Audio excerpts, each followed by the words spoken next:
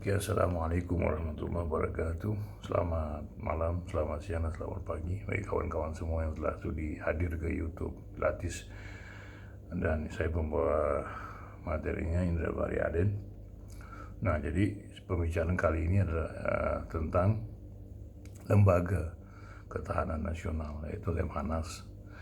Nah, jadi fungsi Lemhanas itu sebelumnya jangan lupa subscribe, share, dan komen. Itulah yang kita lakukan biar ada interaksi. Selain itu juga kita harus bicara tentang intelijen. Nah, jadi Lemhanas ini bergerak pada bidang-bidang yang nyata di tengah-tengah masyarakat seperti Ipolexes Budhankam. Itulah tugas mereka, mengkaji dari segala aspek baik dalam maupun luar negeri. Juga ketika ada hubungan antara Indonesia dengan sebuah negara, mereka harus mengkaji itu keuntungannya apa, kerugiannya apa, dan penilaian-penilaian apa aja yang harus ada di sana, segala macam. Nah, di sini dibutuhkan para ahli-ahli yang di bidang spesialisasi, dan di lembaga Lemhanas ini tidak ada hubungan antara konektivitas antar keluarga, antara apa, tidak ada. Tapi yang paling penting adalah orang-orang yang memiliki kualitas yang dari dalam itu, seperti itu. Nah, mereka pun yang selalu memiliki kecerdasan dalam berpikir. Nah, orang-orang seperti ini adalah orang-orang yang memiliki sifat teguh, kuat, dan berprinsip, dimasukkan dalam Lemhanas. Selain itu juga mereka juga disiapkan sebuah perpustakaan besar untuk mengkaji segala hal yang tentang Ipolexes Budhankam. Pemerintah Indonesia harus ada itu, tim itu. Nanti dalam Lemhanas itu nanti bisa dibagi dua, yaitu dalam dan luar negeri. Lalu diperkecil lagi negara-negara besar, negara-negara maju dan negara-negara berkembang. Lalu manfaat-manfaat apa aja yang kita dapat dari mereka, apa yang bisa diolah bersama, apa yang tidak boleh keluar, apa yang bisa keluar, seperti itu. Nah, lalu dalam negeri ini bagaimana masyarakat memiliki self belonging, rasa keindonesiaannya ada, terus bagaimana mereka berpikirnya, lalu apa yang harus dilakukan, bagaimana budaya itu masih kuat, dipertahankannya sebuah budaya seperti baju daerah dan juga bahasa Indonesia, terus buku-buku sastra Indonesia. Nah, terus apapun bentuknya yang berhubungan tentang keindonesiaan dan segala aspek yang berhubungan dengan Indonesia, termasuk ideologi, seperti itu. Nah, jadi Lemhanas ini hanya mengkaji hal-hal yang terbuka sifatnya. Nah, kalau ada kekhususan itu ketika mereka bekerja sama dengan badan intelijen, baik dari badan intelijen strategis, badan intelijen strategis ataupun BIN. Nah, lalu ada beberapa spesies itu ditugaskan untuk ke bagian intelijen. Jadi mereka kerjasama, hasil yang mereka dapat dilaporkan ke Lemhanas mengkaji. Nah, kalau kajian intelijen ini langsung kepada menteri dan presiden. Ini lapornya tidak ke umum. Nah, kalau hal-hal yang umum sifatnya berikan juga kepada DPR, khususnya Komisi 1 tentang pertahanan keamanan, itu mencakup Ipolexes Budhankam. Demikian juga Komisi Ekonomi, Komisi Budaya, Pendidikan. Nah, jadi hal-hal yang seperti inilah yang harus ada dalam negara bangsa ini. Seperti di Amerika itu ada lembaga think tank RAND. Terus di RAND ini adalah, lupa nama kepanjangannya, RAND ini adalah di bawah naungan CIA yang khusus mengkaji negara-negara yang memang sangat membahayakan bagi Amerika, baik pengaruh strategi politik, terus ekonomi, militer, intelijen, demikian juga pengaruh berpikir, itu sangat-sangat kuat. Nah, orang RAN inilah yang selalu terlibat untuk membuat kajian-kajian secara terselubung. Nah, mereka seperti intelijen bergeraknya. Nah, Indonesia harus ada lembaga-lembaga seperti itu, tapi perkuat dulu Lemhanasnya. karena di sana harus ada bukan orang-orang pensiunan, bukan hanya orang-orang pensiunan yang pensiun lalu masuk situ, tidak, tapi orang-orang yang pensiun tapi memiliki kualitas, memiliki keindonesiaan, memiliki rasa Indonesianya tinggi. Ketika menjabat dia bagus dalam administrasi, bagus dalam hubungan komunikasi, dan segala macamnya harus dinilai di situ. Jadi hal-hal yang seperti ini jangan kita anggap sepele. Akhirnya seperti sekarang ini, kaget-kaget ketika G20 katanya saya nggak tahu pasti. Saya melihat di salah satu video YouTube yang mengatakan G20 meminta 50% sumber daya alam Indonesia.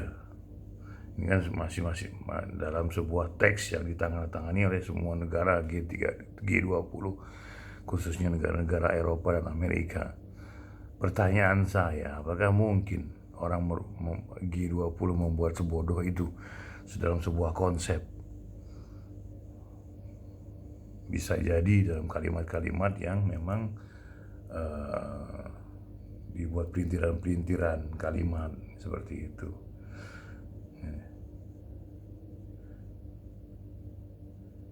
Jadi kayak gitu. Nah, mungkin seperti itu. Nah, inilah kekagetan muncul karena itu tadi tidak ada tim ahli dalam mengkaji. Terus juga ketika Cina merambah sampai satpam jadi orang Cina, ini kan sudah kelewatan, masa satpam aja jadi orang Cina yang harus masuk. Kenapa enggak orang kita aja satpamnya? Dan itu enggak sedikit, 10 orang, 20 orang. Satpam aja pakai orang Cina. Sebuah apa, kepentingan Indonesia apa, dan lalu apa yang dapat Indonesia dari situ? Enggak ada. Cina itu otak pedagang. Tiongkok itu otaknya pedagang, maka prinsipnya secara berdagang, cari untung.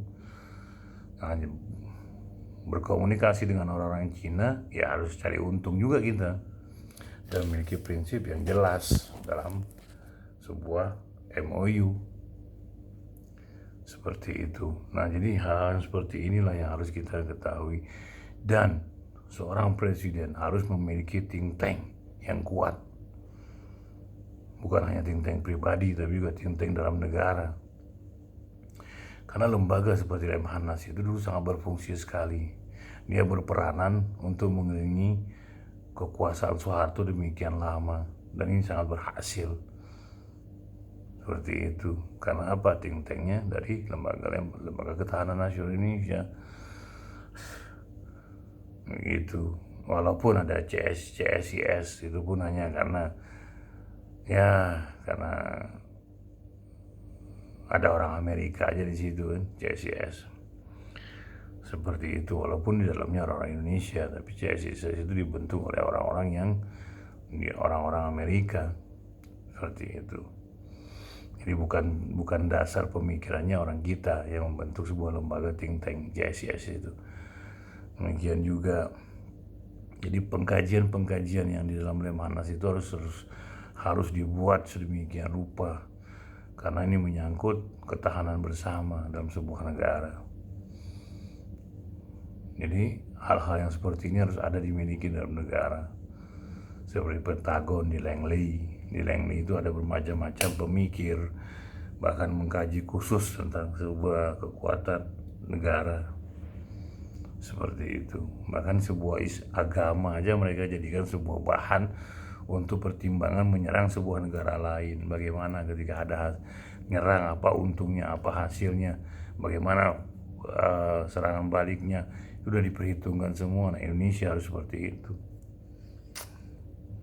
Jadi Indonesia ini memang harus memiliki pakar-pakar yang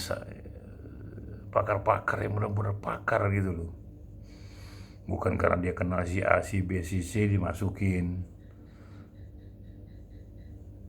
Seperti itu. Bukan karena jaringan dia membantu, lalu dia membantu kampanye pemilu dimasukin jadi sebuah staf atau apapun namanya lah di situ. Kualitasnya nggak ada, atau bidang yang dikuasai elektronik, ya macam-macam lah seperti itu. Nah, jadi lembaga-lembaga think tank di Indonesia ini memang harus ada dan harus kuat. Jadi presiden harus membuat lembaga Lemhanas kembali ke dasar awalnya, yaitu pengkajian. Jadi Lemhanas ini sipil militer itu bersatu di situ. Nah, lalu kalau dalam pengkajian khusus seperti agama segala macam masukin juga ke Lemhanas. Lalu intelijen, penggerak dari konsepnya Lemhanas ini adalah intelijen. Seperti itu. Intelijen kasih masukan, Lemhanas kaji, hasilnya dikasih ke intelijen, kasih ke presiden dan menteri yang berhubungan dengan apa yang sedang dibahas. Seperti itu. Hingga tidak menjadi negara yang bangga dengan pujian-pujian, bangga dengan brand image, bangga dengan sebuah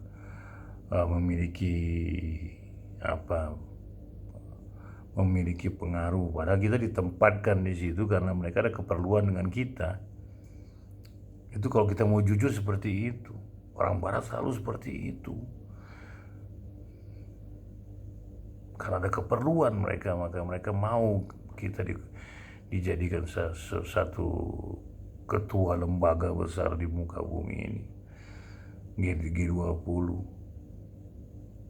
Itu yang harus kita perhitungkan. Jadi jangan bangga dengan itu, karena ada keperluan yang sangat besar. Karena akhirnya ketahuan, kata mereka kan, bahwa G20 ingin minta 50% dari sumber daya alam Indonesia. Seperti itu. Jadi mereka nggak ada yang mau gratis. Bukan karena kualitas mereka, lihat seorang presiden membangun rakyatnya, bukan. Itu tanggung jawab presiden. Membangun ekonomi, membangun infrastruktur, membangun pertanian, membangun pertambangan, segala macam, itu kan tugas mereka. Jadi bukan sebuah hal yang kehebatan, bukan. Memang tugas itu yang diberikan amanat lewat pemilu kepada seorang presiden. Jadi demikianlah. Jadi jangan anggap segala sesuatu yang wah. Ini fatal lagi banyak. Karena apa? Segala sesuatu yang kita lihat ini tidak pernah dilihat secara utuh.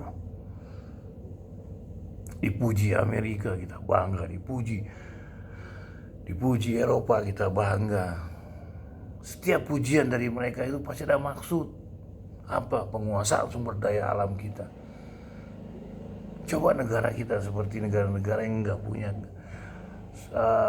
sumber daya alam, hangus kita, nggak dianggap sama orang, kecuali kita memiliki daya intelektual yang tinggi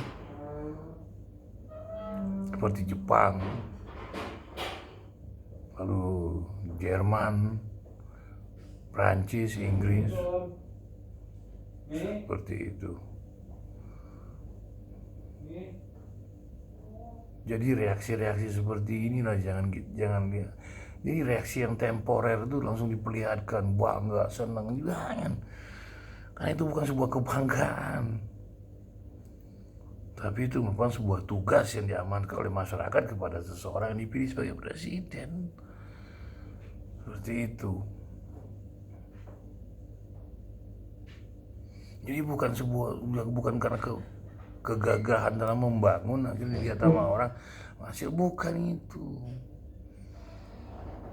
Karena dalam segala aspek politik ada aspek ekonominya.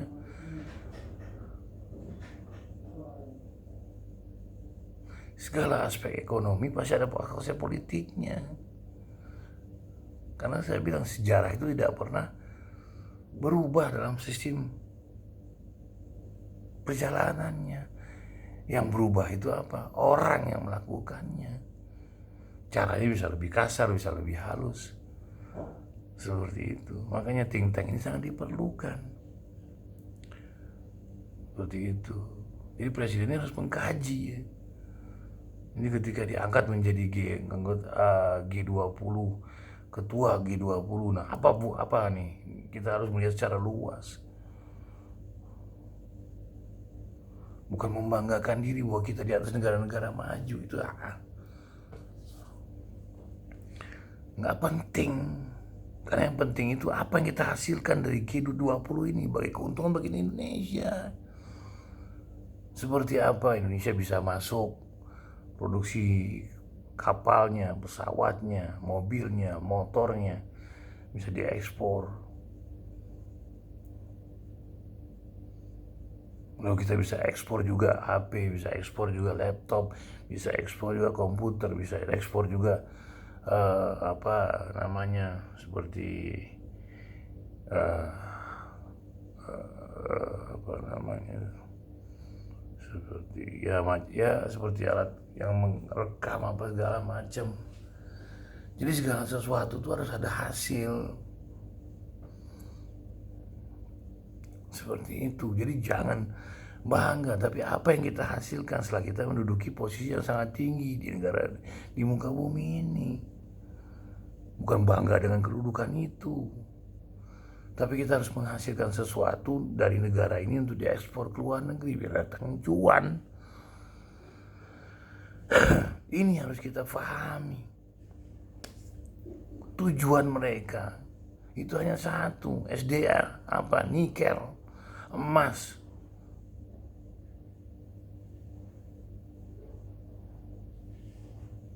Earth rare, tanah jarang. Itu yang dibutuhkan saat ini. Kita bangga, bukan dibanggakan. Yang perlu dibanggakan itu adalah apa? Hasil dari kita menjadi seorang ketua lembaga besar di muka bumi ini, kita juga bisa menghasilkan, bisa mengekspor ke negara-negara di bawah G20. Itu baru kita banggakan. Bukan karena jabatan ini lalu kita bangga, itu nggak ada arti. Karena nggak ada hasil buat bangsa ini. Seperti itu teman-teman semua. Jadi lembaga think tank ini, lembaga ketahanan nasional ini diperlukan. Inilah tugas-tugas mereka. Ketika mereka melihat presiden diangkat menjadi G20, sebelum diangkat ini harus dikaji semuanya. Kenapa diangkat? Bagaimana terjadinya? Siapa aja yang mengangkat? Setelah tiga ini, lalu kita ulang lagi. Siapa yang mengangkat? Negara-negaranya. Keperluannya apa aja? Kita lihat masa lalu, mereka sering berbuat ulang untuk Indonesia.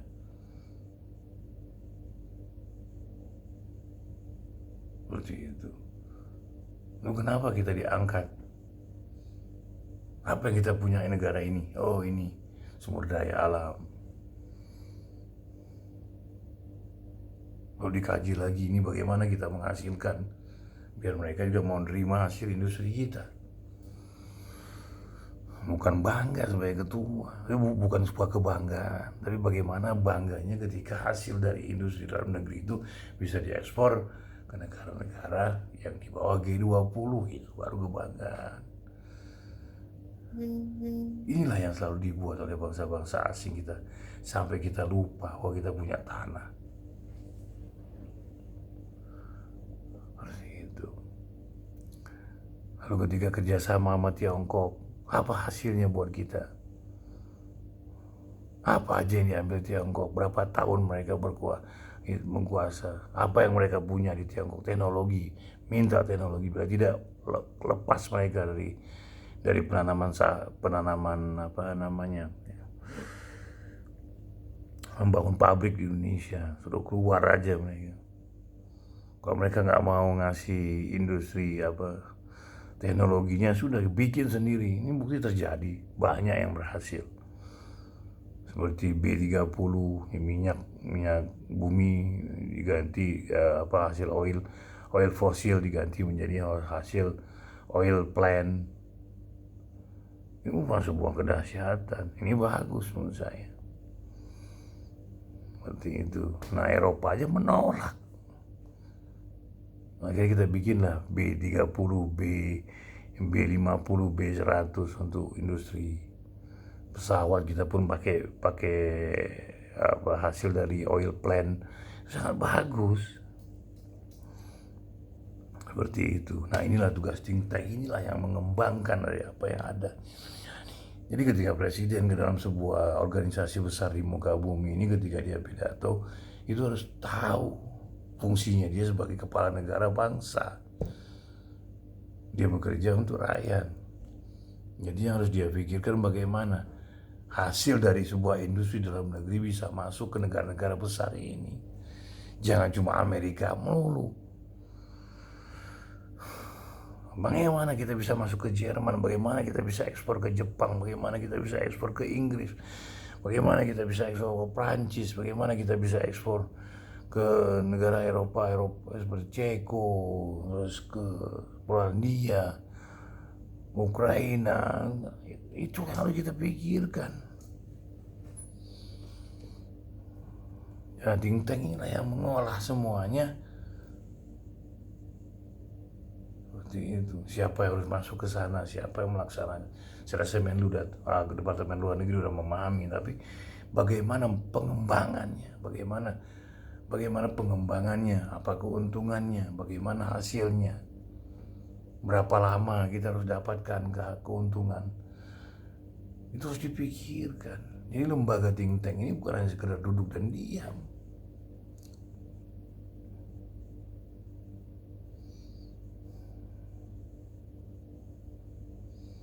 Think tank ini sangat diperlukan.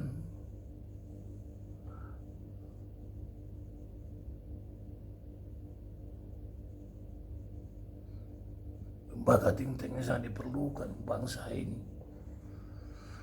Walaupun dia perlu punya, setiap departemen punya, tapi lembaga ketahanan nasional itu lebih berotot. Karena apa? Kebanyakan orang-orang yang cerdas. Buktinya apa? Mereka bertahan selama Soeharto berkuasa. Dan mereka memberikan masukan kepada Soeharto sangat luar biasa. Hingga dia bisa bertahan demikian lama. Seperti itu. Nah, jadi lembaga ketahanan nasional ini diperlukan. Panggil para ahli-ahli yang di luar negeri itu, gaji mereka dengan besar. Karena mereka punya keahlian. Belajar menghargai sebuah keahlian. Ini seperti itu. Nah, fungsinya Lemhanas ini itu tadi, memperkuat kajian-kajian hubungan luar negeri antar bangsa. Lihatnya dari sisi Indonesia dulu.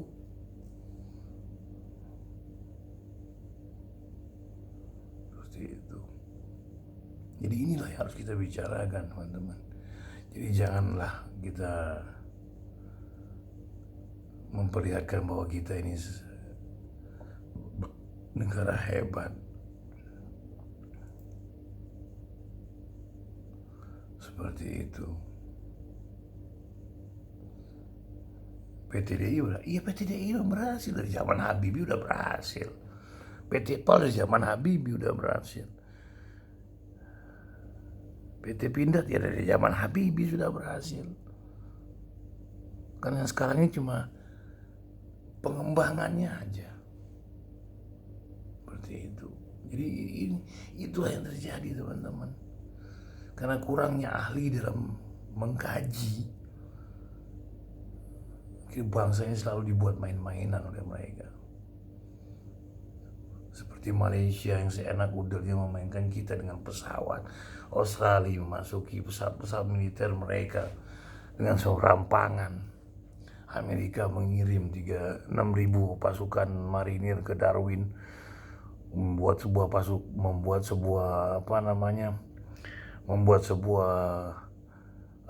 basis pertahanan militer di sana. Kita melihatnya sepele. Amerika ngapain di sana?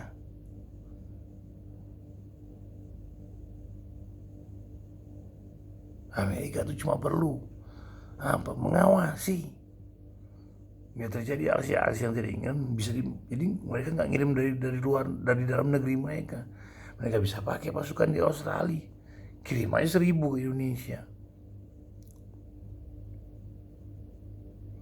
Itu yang harus dipikirkan. Kepentingan Amerika di Australia itu untuk apa?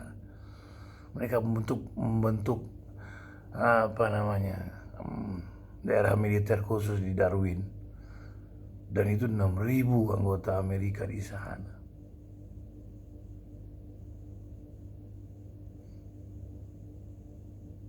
Ini seperti itu teman-teman.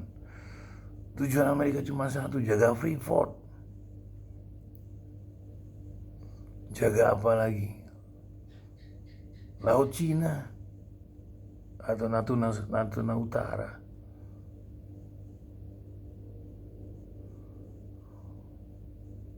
Lengah sedikit habis kita. Lalu kita harus membaca sistem Pulau Jawa, sistem Sumatera, sistem, nah itu taruh rudal-rudal yang paling penting itu di mana aja, jarak ke rudal. Jadi Lemhanas ini harus memang mengkaji secara keseluruhan. Mereka sebut dengan negara merah. Negara-negara selalu mengganggu Indonesia, siapa? Malaysia, Singapura, terus sama Australia. Australia pinter, mereka tidak mau secara langsung menyerang, tapi mereka pakai apa? Vanuatu, negara-negara Pasifik dia pakai terus di PBB. Kita berhadapan dengan Vanuatu, bukan dengan Australia. Banyaknya orang-orang Australia ngirim senjata, kayak pesawat capung ke Indonesia, segala macam. Ini mana? Ini harus kita kaji, ini harus jadi sebuah kajian secara menyeluruh tentang Indonesia dan musuh-musuh negara. Seperti itu. Jadi think tank ini jangan dianggap sepele.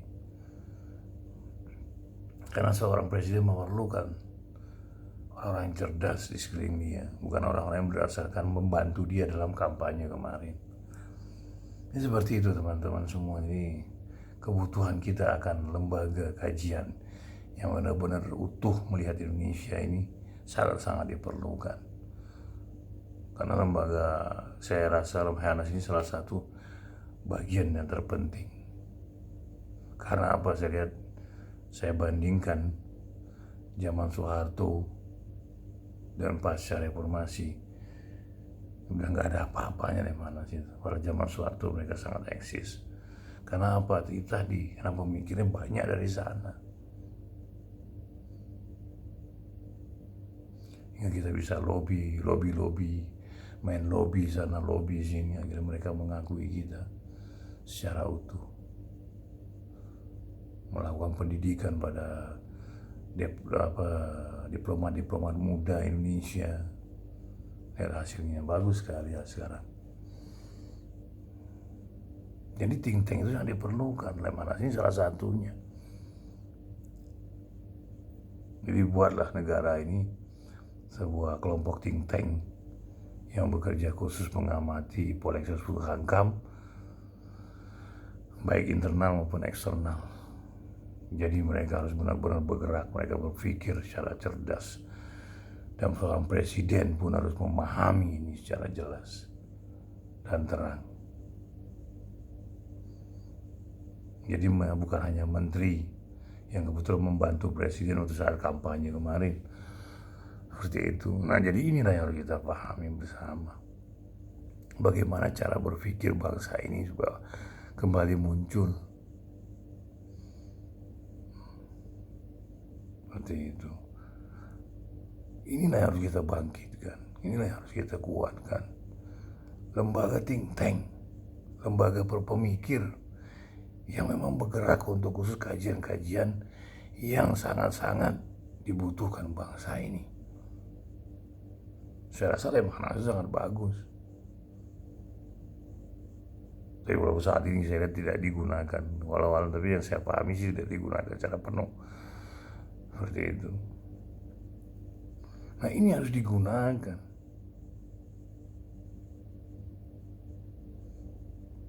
Kasih masukan untuk Menhan, untuk presiden. Karena Menhan itu bukan hanya menteri pertahanan urusan militer, tapi menteri pertahanan urusan pangan, pendidikan, luar negeri. Seperti itu. Jadi jangan anggap enteng.